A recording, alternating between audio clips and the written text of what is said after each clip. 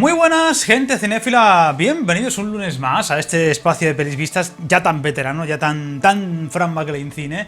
Esta semana con un espacio un poquito diferente a lo habitual, ya que suele haber un poco de todo. Esta semana hay bastante cine de culto, vamos a llamarlo así, y por supuesto vamos a ver cómo quedó la votación final de la semana pasada en torno a Aníbal Lecter. Hubo sorpresa para mi gusto monumental, ya que Aníbal no se llevó el segundo puesto, bueno, evidentemente sabéis cuál ganó. Fue el Dragón Rojo y además, ahí lo tenéis en la parte de abajo, los votos. Ganó con mucha holgura a las otras dos contrincantes y evidentemente quedó muy lejos de la primera, pero el Dragón Rojo, que yo la verdad es que no tengo un recuerdo muy grato de ella, va a ser la que critique esta semana junto con, evidentemente, El Silencio de los Corderos, que, bueno, había que meterla porque no tenía Manhunter, aunque tengo que decir que la he conseguido. Si todo va bien, antes de que acabe la semana, la voy a tener en casa, en la colección, y Manhunter también estará vista y criticada en el canal, y así pues podré hacer la semana que viene un top, un ranking como se merece de Aníbal Lecter. Seguramente el domingo crítica del Silencio de los Corderos, cómo lo voy a disfrutar. Y antes de entrar en faena, ojo a la votación de hoy, porque es de las disfrutables, de las que molan muchísimo y de las que yo sé que, por ejemplo, a un suscriptor youtuber le va a encantar. Pero vamos a entrar en faena con la primera de todas, con King Kong, la que quedó segunda en su momento en la votación de los monstruos, por detrás de Pacific Rim. Ahí tenéis ayer la crítica de Pacific Rim. Qué bien se pasa con esa película. King Kong, la película de Peter Jackson, 2005 creo que fue, en Navidades 2005. La primera película que hizo este hombre después de Señor de los Anillos. Y la verdad es que, oye, pues un remake muy claro de la película original, con muchos lujos, con cosas muy buenas. La verdad es que es una película que tiene... hacía bastantes años que no la vi entera. Tiene cosas bastante buenas, pero el problema de King Kong es que son 3 horas. Son 3 horas y tardan prácticamente 1 hora en llegar a la isla. Lo cual, a ver, sí, está muy bien, hay que presentar los personajes, hay que coger empatía por ellos, por la chica protagonista, por el director de cine, por el guionista, por el capitán del barco, por la ayudante del capitán del barco, por el chaval que recogió la ayudante del capitán del barco, por el camarada, porque lleva el trípode. Hay que coger empatía por todos. Y ese es el problema, que esto no es el Señor de los Anillos, señor Jackson. No hay que desmenuzar a cada personaje como si fuera el más importante de la Tierra Media. Aquí con haber cogido empatía por 2 o 3 personajes era suficiente. No hacía falta contarnos la historia del chavalín que fuera Billy Elliot, que por cierto, muy bien, ya que tienes a Billy Elliot en tu película, tiene que bailar, igual que Fred Astaire bailaba en El Calor son llamas. Si tienes a Billy Elliot, tiene que bailar, eso está muy bien. Es muy lujosa en todos los sentidos, se nota que hay mucho dinero detrás, la ambientación de ese Nueva York clásico es buenísima, o sea, disfrutas muchas cosas de la película porque se ve genial en Blu-ray.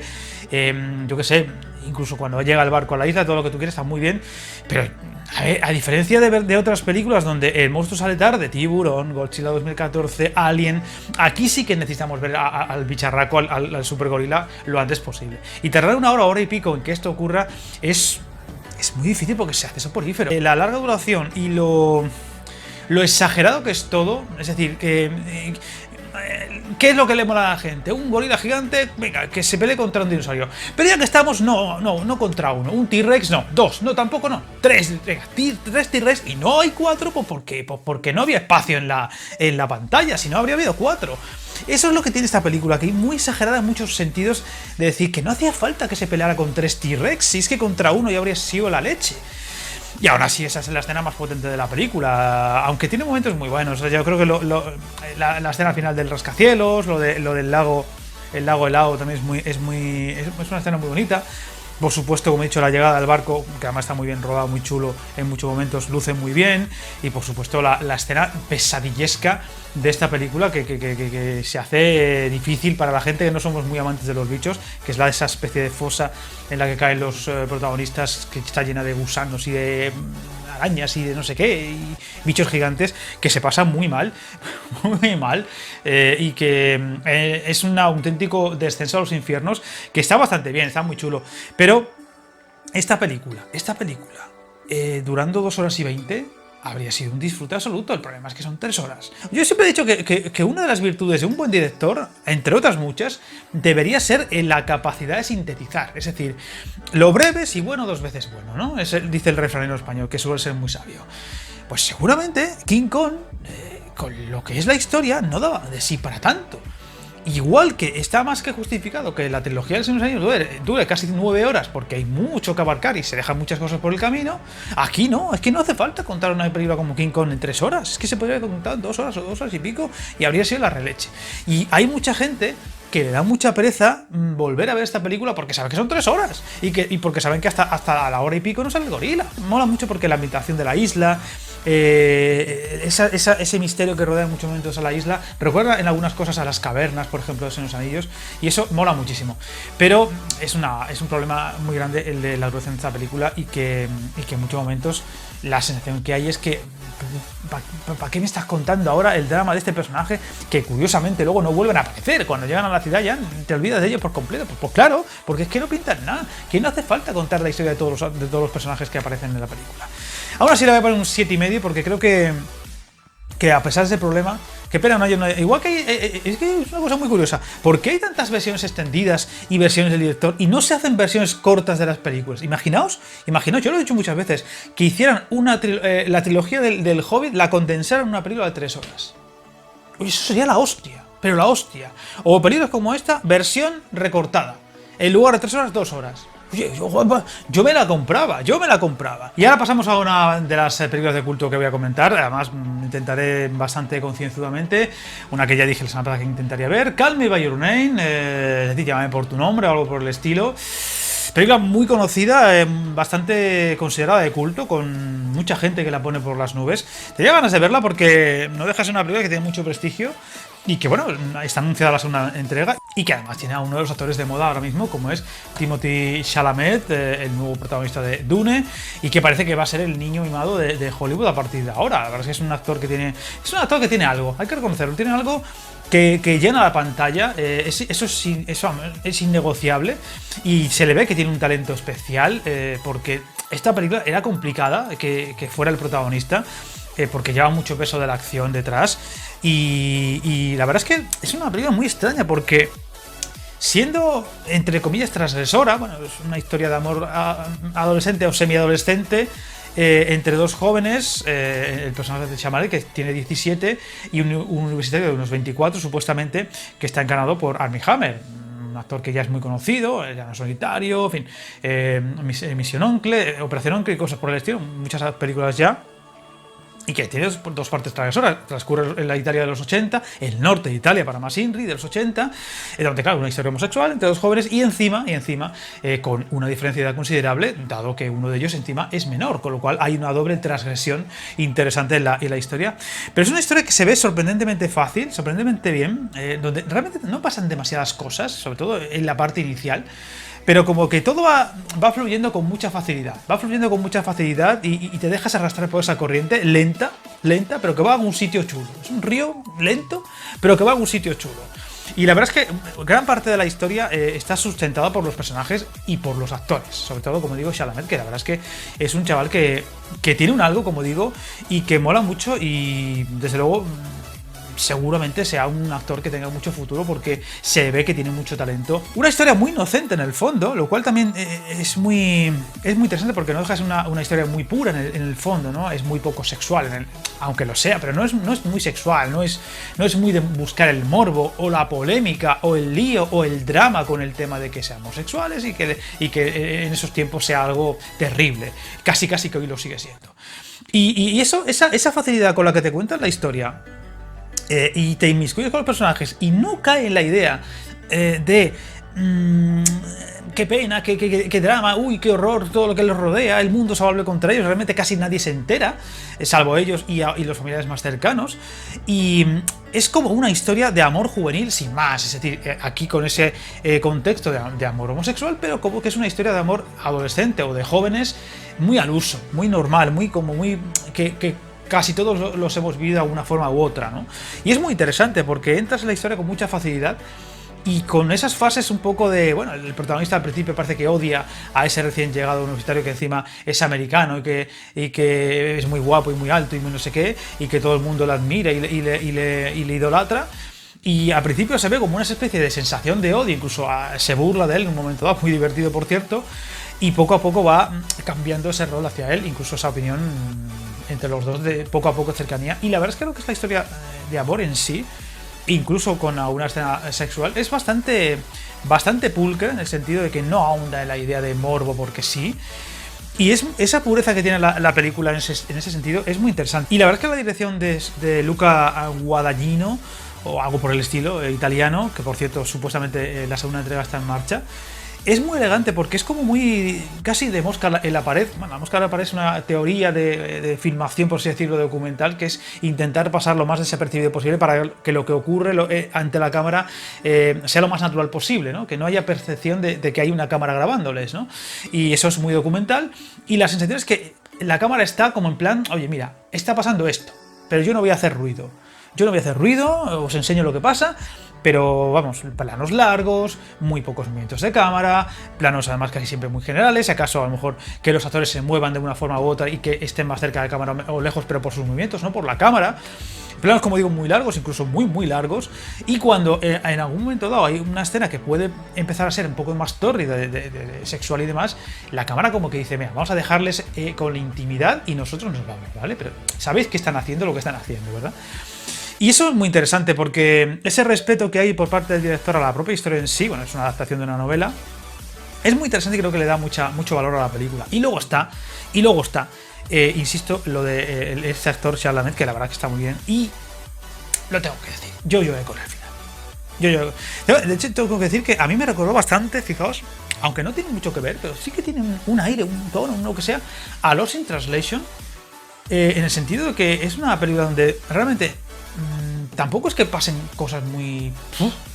pero estás muy interesado en la historia y te acaba llegando hondo y al final sientes mucho el drama que hay dentro de la película, incluso, como digo, al final lloras. Es que yo tengo que decir que es muy complicado ver esta película y no llorar al final, porque además ese plano final de la película es muy bueno. Es muy bueno. Y ahí sí, una vez más, el actor, el Chalamet, brilla con luz propia.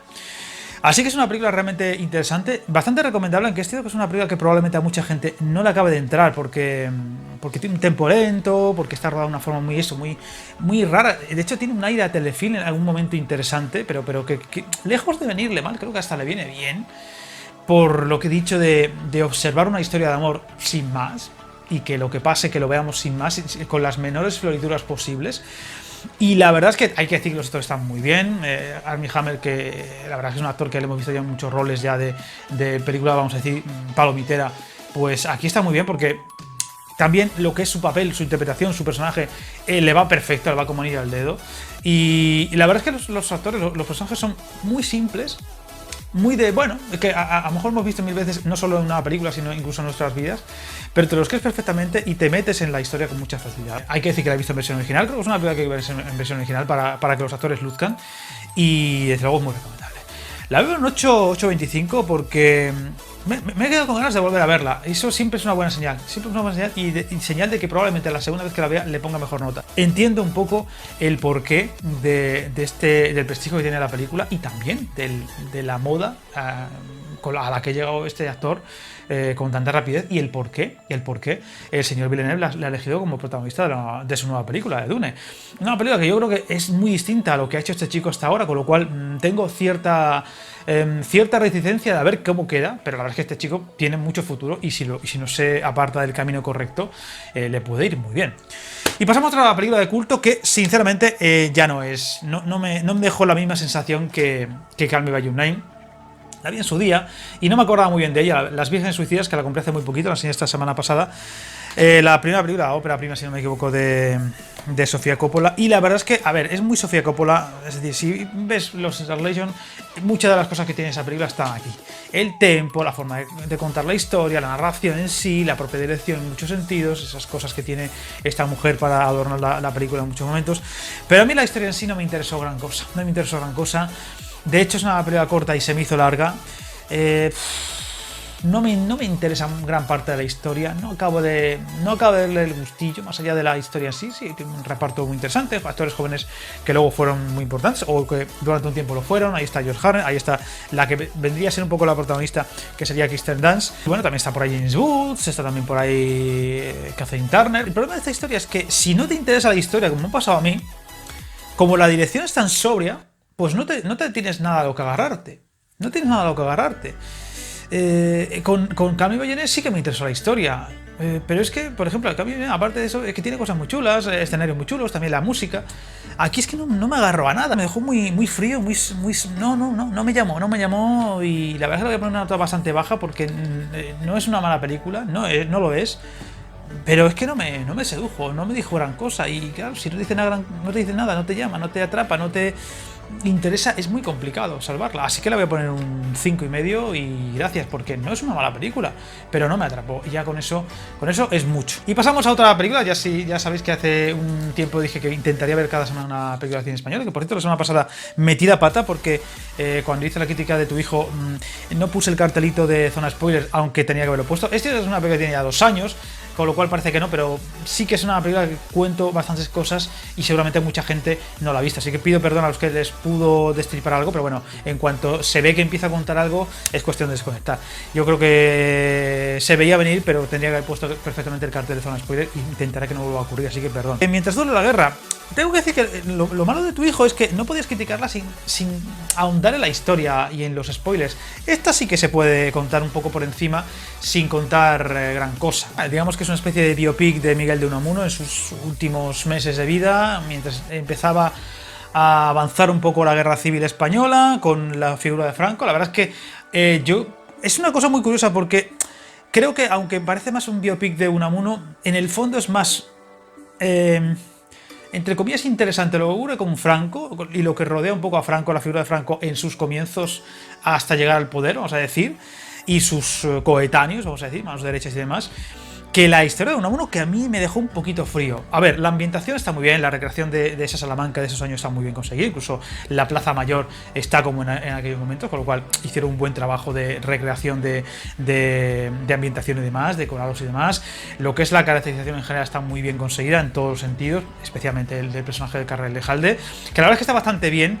Y seguramente de haber tenido menos competencias habría llevado el Goya este año. Lo que pasa es que, claro, tenía una competencia, fue una locura este año lo de los Goya. Es que los 5 actores que estaban ahí nominados es que eran muy buenos y tenían interpretaciones muy buenas. Y luego está el que para mi gusto es el que queda mejor en la película, que es el personaje que interpreta Eduard Fernández, el general Millán Astráin, el fundador de la Legión. Que bueno, la verdad es que es un personaje que llena la pantalla cuando está, aunque le coges mucho asco. Pero es el que brilla más en la película. O sea, ni Franco ni Unamuno. Es el personaje que, desde luego, llama la atención. De hecho, ganó el Goya, me parece, por esta interpretación. Y es el que más mola la película, aunque le coges mucha manía desde el principio. Entiendo un poco la idea de Amenábar de intentar narrar la historia de lo más fría posible, en el sentido de intentar mostrar al espectador lo que pasaba aquellos años, de aquellos polvos, estos lodos, una expresión muy de la calle, ¿no? Estamos como estamos porque venimos de aquella época, por así decirlo, ¿no? Es muy curioso que ya entonces, pues la Cataluña que quería la independencia, los vascos querían la independencia y los extrema derecha que querían hacer lo que hiciera falta para que esto no ocurriera. Es muy interesante ver un poco cómo podía ser, entre comillas, el comienzo de todo esto que ahora estamos viviendo y que está más de actualidad que nunca, incluido pues el fascismo y todo lo demás en este país, que sigue estando ahí. Y es interesante incluso ver lo poco que podía ser Franco hasta que llegó a ser quien fue.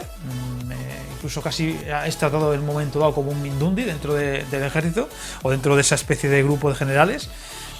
Y la verdad es que, ya digo, la historia en sí del propio Unamuno es tan rara, es un personaje tan extraño, de un día es un veleta completamente, un día está a favor, otro día está en contra, un día no quiere hablar del tema y al día siguiente sigue de mojar. El discurso del final es un poco en plan... ¿Para qué el discurso ante gente que sabes que son borregos? Que no digas lo que le digas, no vas a convencerle de lo más mínimo. Supuestamente lo hizo de verdad, supuestamente. Pero es que dice, coño, ¿para qué? Habla en la radio o escribe un artículo para un periódico de fuera y va a ser mucho más útil que hablar a 50 borregos que sabes que como le digas algo que no sea mínimamente lo que ellos piensan, te van a tratar de traidor y de... Eso es lo que... Bueno, sí, el hombre si hizo esas cosas, pues adelante, pero la verdad es que es un poco difícil entrar en la historia de un personaje que es completamente un veleta y que no acabas nunca de saber de qué pie cojea, por así decirlo, ¿no? Y tengo que decir que la frialdad de la película en muchos sentidos casi tiene aire a documental. Creo que no le viene del todo mal a cierta idea de la película en sí, de contaros un poco la historia, de contaros un poco lo que ocurría en esos tiempos, muy bien, de tener una especie de retrato frío del por qué ahora y sigue habiendo esa división y demás, muy bien, pero creo que esta historia reclamaba un poquito más de alma, es decir, es muy fría, coño, tú ves El pianista y no deja indiferente a nadie. Es que es eso, dices, ¿por qué no se puede hacer una película sobre el fascismo en España? O sobre la figura de Franco. Primero, sin levantar polémica, eso es imposible. Y segundo, sin mojarte, decir, coño, es fascismo, ya está. No me cuentes milongas, ya está. Parece que hasta a Amenábar le da miedo, le tembló el pulso, decir, no metamos demasiado, porque entonces vamos a ver... Y aún así hubo polémica, por supuesto. Creo que esta película necesitaba un poquito más de alma en el sentido de dramatismo. O sea, muere gente importante y cosas por el estilo. Y dices, bueno, pues nada, se lo han cargado.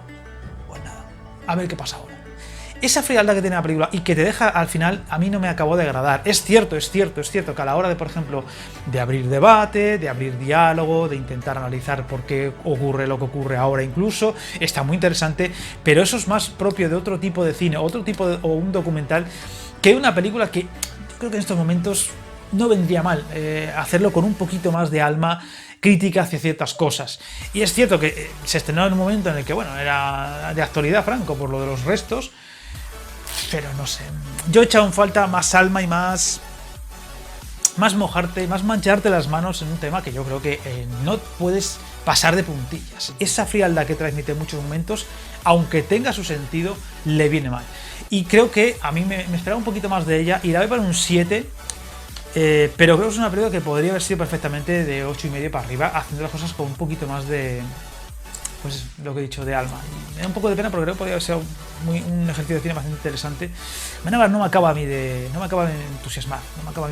Es decir, si se sale un poco de tesis y de un poco abrir los ojos, incluso de los otros, no me acaba de entusiasmar. Más cerca, por favor.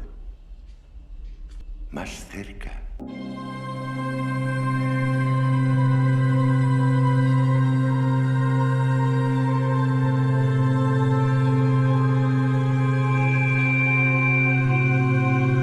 Diga. Es Clarice.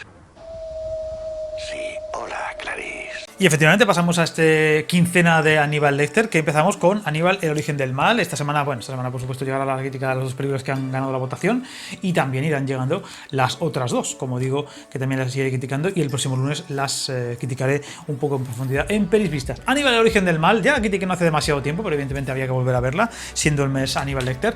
Una película que la verdad es que no suele, por lo que he visto estos días con los comentarios y demás, no suele gustar a casi nadie, o no gusta mucho, pero yo tengo que decir que es bastante interesante y creo que lo que es el contar los orígenes del personaje es bastante interesante. Es cierto que a lo mejor la idea de que puede transmitir el silencio de los corderos y demás, de que es un personaje sin alma y que no hace falta buscar sus orígenes o el por qué es tan malvado, incluso que pueda ser así porque sí, es muy interesante. Y con esta película pues ya no pasa eso, porque te cuentan un poco el por qué el monstruo se convirtió en un monstruo, que siendo niño no lo era, sino que se convirtió porque pasaron cosas muy bestias, ¿no? Es interesante saber los orígenes del personaje tan especial, pero también era interesante pensar que era así de malo porque sí, porque es la propia maldad o el mal puro. Con lo cual, bueno, pues está ahí la cosa, ¿no? Pero la película en sí, que ya conté en el vídeo de taquilla, que fue un fracaso considerable, 50 de presupuesto y no llegó ni a los 90 de recaudación, pues la verdad es que no está nada mal hecha. Se nota que hay billetes detrás, en la ambientación, por ejemplo, de la época y tal. El hecho de que transcurra todo en Europa y incluso esa especie de Lituania y cosas por el estilo, pues eso tiene su gracia. Y bueno, la verdad es que el actor que hace de Lecter joven es muy interesante y da mucho miedo. La verdad es que sí que se nota que se trabajó el papel porque, joder, aparte que tiene un rostro muy especial, lo hizo bastante bien. ¿Qué le puedes pedir a una película que te cuente los orígenes de Aníbal Lecter y que transcurra con una Aníbal Lecter joven? Que sea Aníbal Lecter. Y yo creo que sí que es Aníbal Lecter. Evidentemente no es Hopkins, porque es mucho, ese hombre es mucho, es muy grande, pero y el personaje que nos dejó con el silencio de los corderos o Aníbal fue muy bestia, pero está a un nivel más que aceptable y yo creo que con eso ya es más que suficiente. La historia es bastante interesante, bastante entretenida, tiene cosas bastante buenas, momentos incluso en los que no le tiembla el pulso, en que haya sangre, en que haya momentos desagradables y muy impactantes. Y oye, pues yo creo que se agradece. Y ese aire de venganza y de maldad absoluta que va consiguiendo Lecter a lo largo de la película molan bastante, y con este actor, pues la verdad es que se salva, yo creo que holgadamente. Así que yo le voy a dar un 6,5, 6,75, porque creo que tiene peor fama de lo que merece la película. Y pasamos a las votaciones de esta semana, que como he dicho, gira en torno a un actor muy especial que levanta pasiones entre unos, aunque no entre todos.